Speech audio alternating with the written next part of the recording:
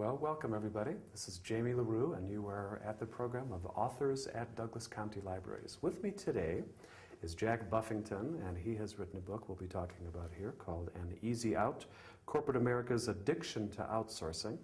First, a little bit about Jack. He is currently the Director of Supply Chain Logistics for Molson Coors Brewing Company. He's taught at the University of Denver. I'm not sure what you taught. We'll get back to that.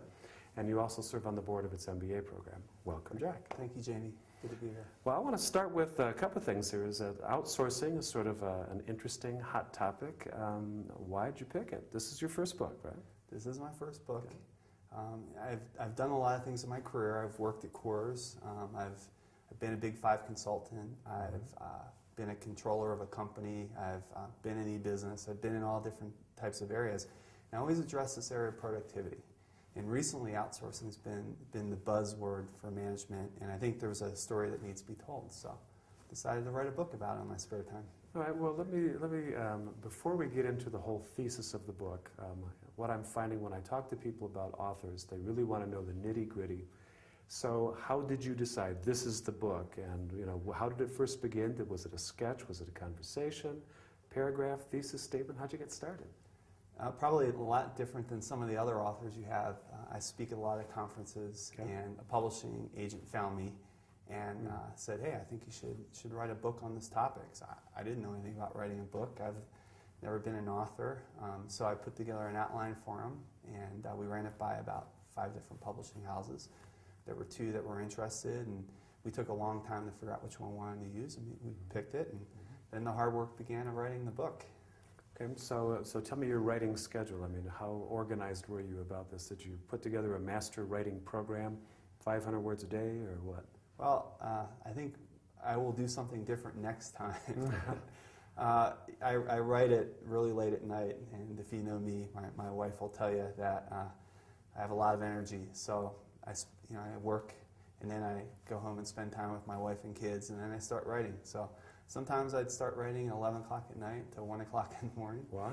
And so unfortunately I didn't have a great organization skill. I tried to get my ideas out there.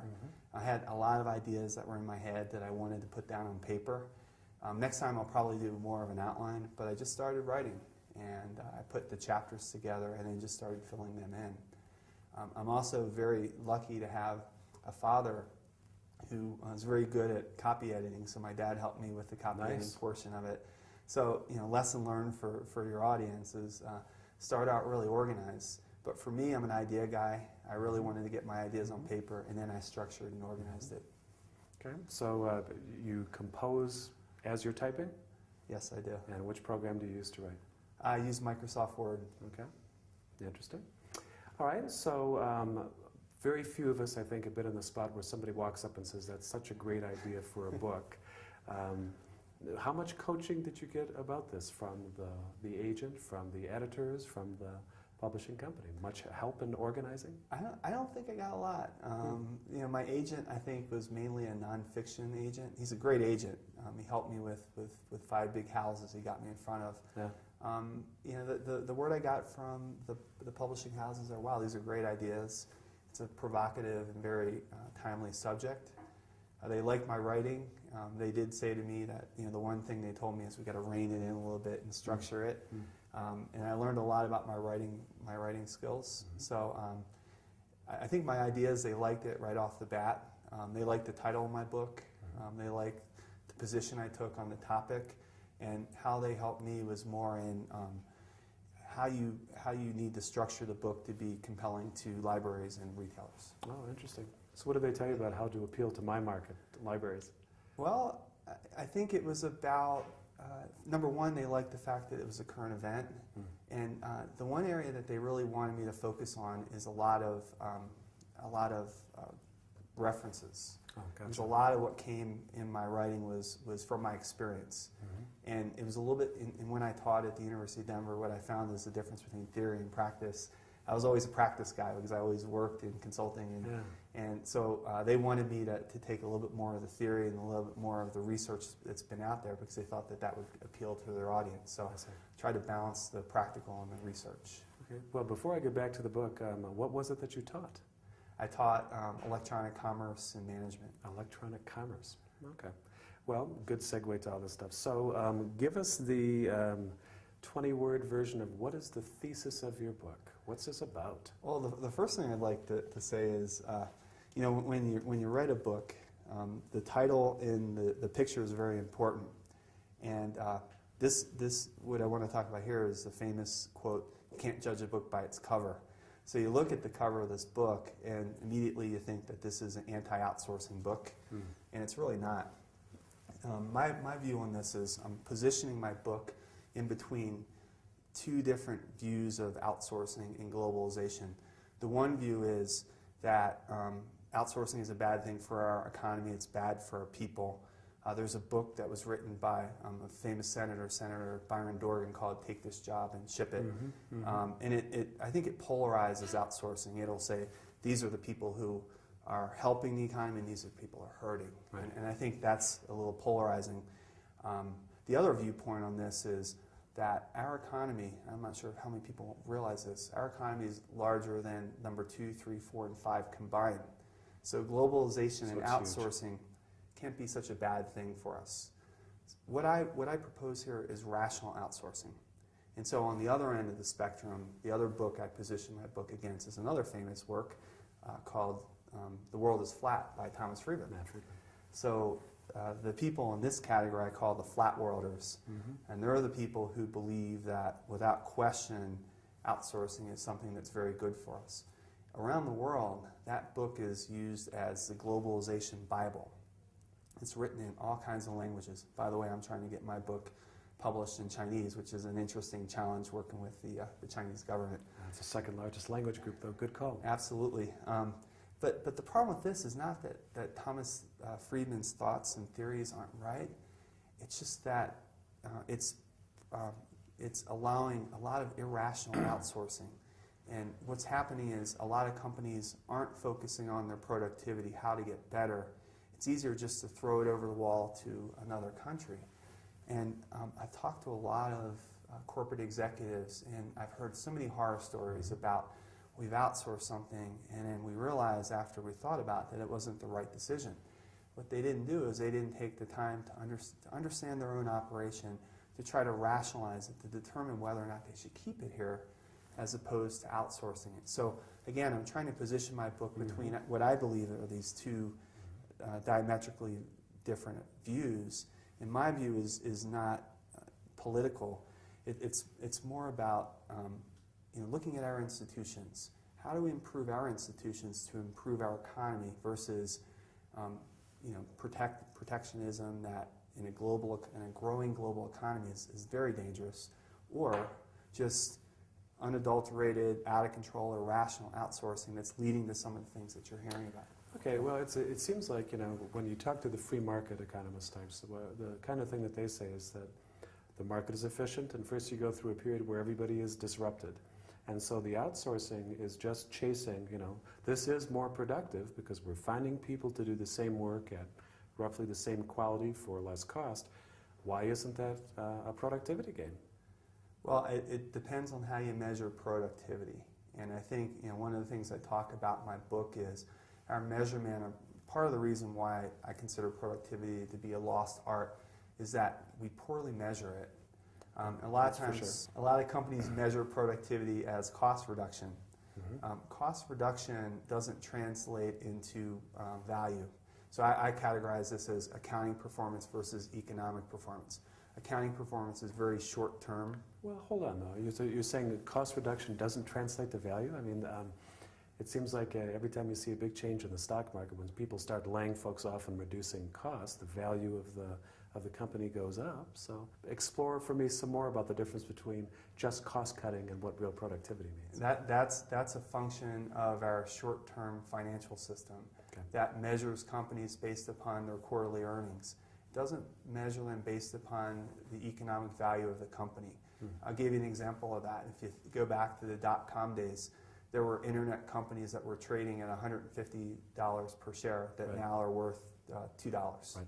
So, I'll throw this back at you. Okay. If the stock market's so efficient, how come a year later a company was going from $150 a share to $2 a share? Because the efficiency says it took exactly 1 year to figure out that there was nothing in the middle of the cream puff, just poof.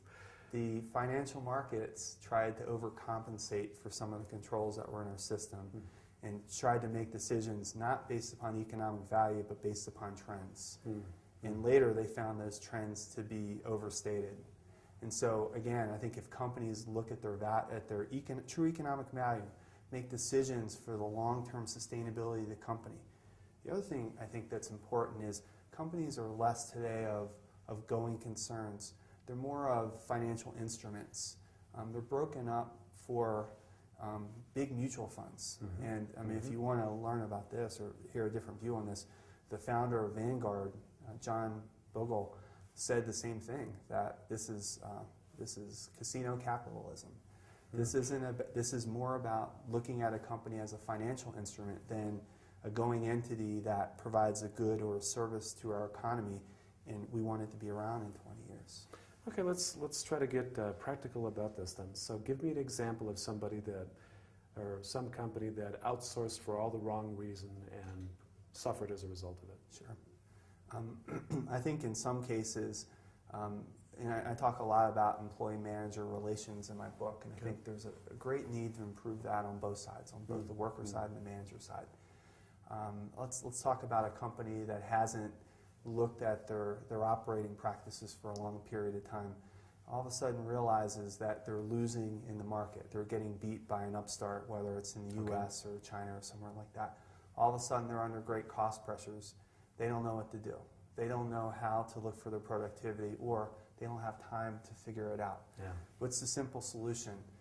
You have a third party who comes in and gives you a very attractive first-year proposal. Says, hey, this is what we're going to do to save you money. In a lot of cases for offshore companies, they'll show you a low labor rate. And you'll say, wow, you got to be saving money if it's a low labor rate. So you'll outsource to this company, but there's a lot of hidden landed costs that are not figured out, such as shipping, customs, translation. There's a whole bunch of costs associated with that. So there's a difference between what the stated savings are and what the net savings are. There's also a difference in some cases of your first year savings versus the lifetime of the contract. Okay, well that makes sense. Okay, now give me a case of somebody that outsources for the right reason. I'm glad you asked me that question, because I don't want this to turn into a complete negative slant. I think there's a great place for outsourcing. In my own role, I've done a lot of outsourcing. So people say, well, you're an anti-outsourcing guy. I'm not. I'm a strong believer of rational outsourcing. So an example of that is an operation that's poorly performing, either from a cost or a service standpoint. What I think is very important is for you to understand your operations, to dig into the details of that operation, to engage your workforce, to figure out ways to improve it. And once you do that, once you document your processes, rationalize your processes, do everything possible you can to improve it, then you determine whether or not it makes sense for you to keep it or to give it to a third-party expert. In a lot of cases there, it'll make sense to send it to a third-party expert. That's rational outsourcing. In a lot of cases, that helps the value of the company and helps the value of our economy. Now you said something kind of interesting there, and that's that the involvement of the workforce in some of this analysis. Do you address this much in your book? Absolutely. It's, again, it's the easy out is throwing it over the wall. What I call the difficult in is spending the time engaged with your workforce. And in some cases, when you outsource and you engage your employees and you work through it with them, when you have to make that decision, in some cases, the employees are the ones who come to that conclusion before you do. Sure. That takes a lot of time. I think in some cases, managers are either overwhelmed or afraid to do that. That's the right way to do it.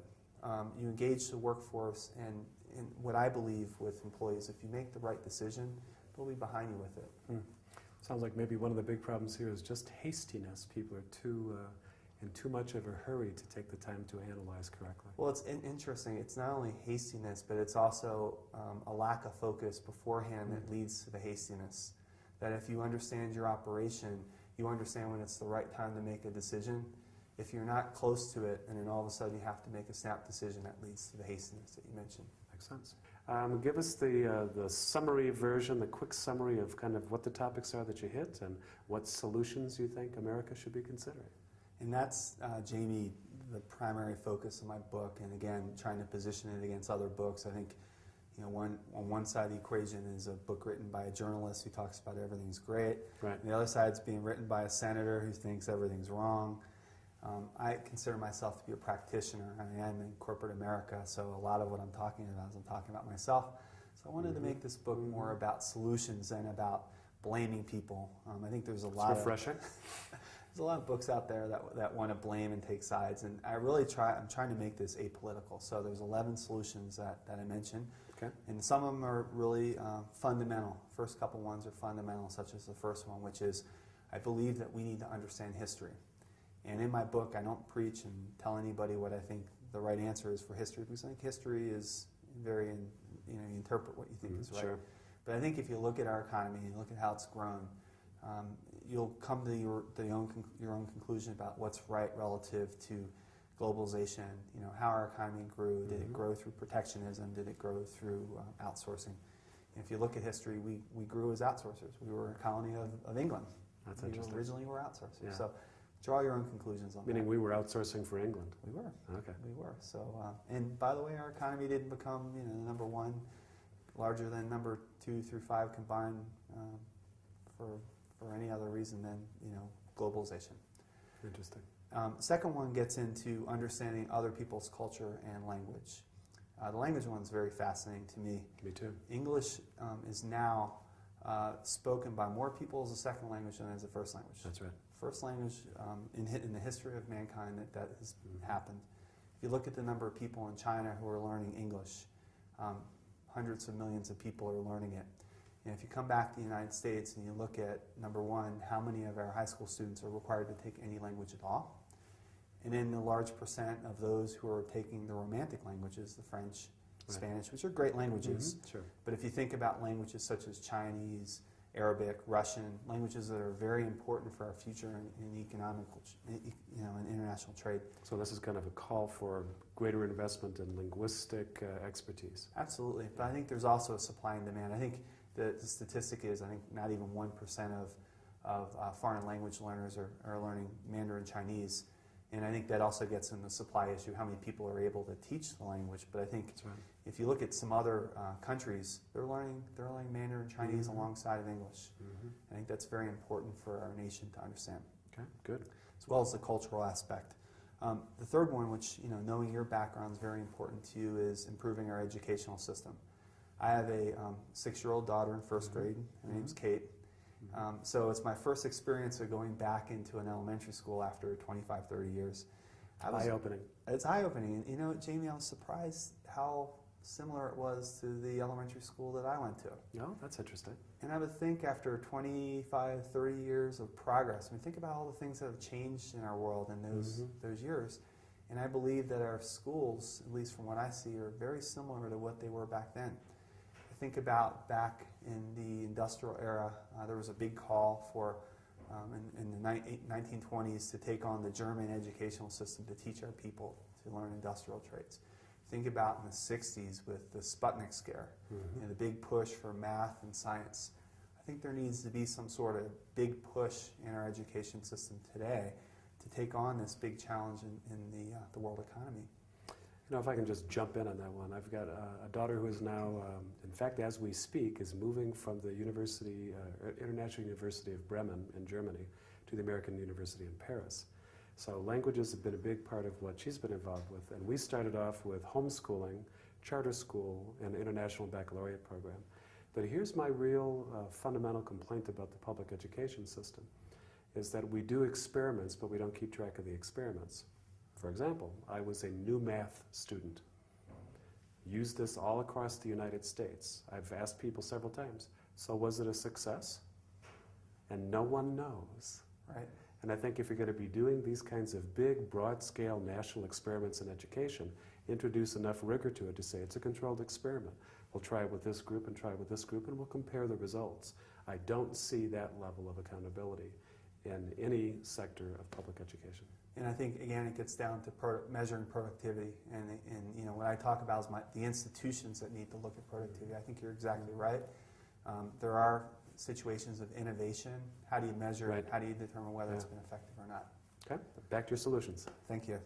The next one is our public infrastructure. And what I talk about there is our ports, our rail lines, our electrical grids, our pipelines. If you look at what's happening in China, if you know much about the country, a lot of infrastructure on the East Coast. And almost none in the interior. None in the interior, but they're spending overwhelming percent of their GNP on improving that, bringing rail lines and roads. The number of highways that they're building are staggering. Yeah. Building their infrastructure in order to improve their economic standing, improve trade. If you look at our infrastructure, we have levees that are breaking, a bridge that collapses, pipeline in Alaska that goes down, power outages in California and the East Coast, and go on and on. I mean, some of our ports can't handle certain cargo ships from China. So why do you think we don't do this investment? Is it just political? Is it because it's not sexy to say we have to fix something? I think so. I think the other piece of it is the amount of effort it's going to take is staggering. I mean, the American Society of Civil Engineers did a study and said in 5 years we have to invest $1.3 trillion to improve our infrastructure. Big price tag. So I think what people need to do is tie this to trade. Our public infrastructure, again, if you go back to history, has been our catapult for trade. I mean, the fact that we've had the best infrastructure in the world has allowed us to grow our economy. Okay. So that's the next one. I'm from the East Coast. I believe strongly in our cities, and I think there's a wonderful opportunity to improve trade and improve productivity and opportunities in our city. If you think about the landed savings of going overseas to China, some studies say it'll be 30%. I've worked with a couple institutions to look at opportunities in our inner cities. If you think about the amount of money that we spend for programs to support some of the problems we have there, if we could instead invest in our cities to improve the infrastructure to do manufacturing and call centers there, we could probably be fairly competitive against overseas operations. Okay, you mentioned manufacturing, and that seems very much against the tide, right? Most manufacturing things are going offshore. Why manufacturing as an inner city proposition? Well, I think the notion that happened in the 90s that everybody in the United States would become knowledge workers is fallacious. I don't think that's going to happen. Another thing I talk about in my book is the importance of a strong manufacturing center in our nation. There's a lot of innovation that you can achieve through manufacturing, and we can't just be R&D centers. We have to be able to manufacture what we do. So you have to test the theory. Yeah, I think China is not happy with just becoming the manufacturing arm. They want to do everything. So I think for us, in order to bring a lot of innovation forward, there's a lot of industries that are highly automated that our labor costs, it could be conducive for us to do work in the United States. It's a win-win. It's an innovative idea to improve productivity here. That's a change. Back to the future. Okay. Back to the future. Okay. What else you got? We talk about federal statistics. I talk a lot about that because corporations use those statistics in order to make business decisions. Sure. Again, if you look at our statistical system, it's very similar to what it was 20, 30 years ago. People, we're using surveys. The federal government's using surveys in order to come up with inflation and unemployment numbers, and yet all around us is this amazing technology. So it's another example of how we could bring innovation to government. The other thing is our statistical systems are broken out into 50 different budgets. Consolidate that into one federal statistical bureau, use enabling technologies to make it the best in the world, and let us use that statistical system to allow our corporations to be competitive against international companies. So are you aware of any work on that, in that front internationally? I mean, is anybody else coming up with a better model than the way we've done it? Well, that's a good question. I don't know of anybody else who's doing it. Because I wonder about some populations like Finland, where a small population, heavy investment in technology, have they begun to gather that kind of business data? Yeah, I don't know about that, Jamie, but what I do know is the amount of money that we spend in 50 different federal departments could be consolidated and better organized. I mean, that's, again, another example of productivity. Yeah, makes sense. So that's one. What I want to talk about now is just some of the things with corporations. I believe that corporations should become scientifically managed. I think if you look at the average company, they use there's all this data and information swimming around their offices and their customers and their wholesalers. Maybe 5% of that's formalized and rationalized. We have tools out there with RFID and the internet and everything that if companies really focus on trying to formalize a greater percent of that, 50% of that, just think of the amazing advantage that leaders can have to make rational decisions. So really you're talking about a kind of a series of tools that do a real system analysis. Yes, I consider this to be scientific management part 2. Back in the early 1900s when Frederick Taylor came out with industrial engineering, this is scientific management phase 2, using technology for run our companies rationally and objectively. Getting back to outsourcing.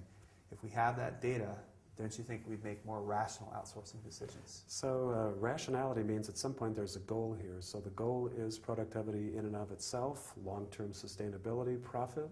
What are you after with this new kind of management? It's everything you mentioned there. It's improved service to your customer. It's improved profit. It's a better relationship between management and workers. I mean, again, you talk about the principles back in the day what Frederick Taylor brought forward. He believed that management and the workers should work together to try to grow the company so big that it doesn't matter anymore on how you split the pie. And I think that's what you're looking for is a win-win situation. In my mind, that's what productivity is about.